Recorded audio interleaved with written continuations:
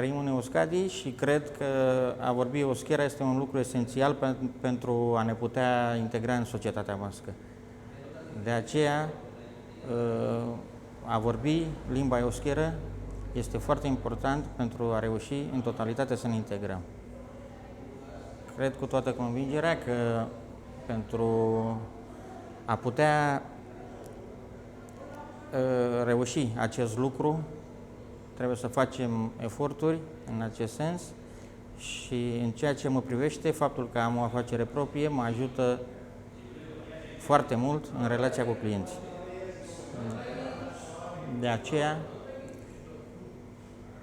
de fiecare dată când abordăm clienții în limba euskeră, constatăm cu mulțumire că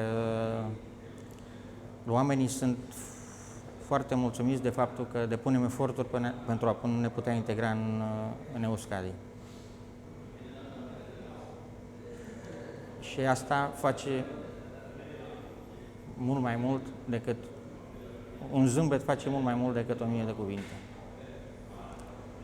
Eu cred că asta este ideea de a ne putea integra în Euskadi, să depunem eforturi ca să putem să cunoaștem în detaliu forma de a fi și cultura bască.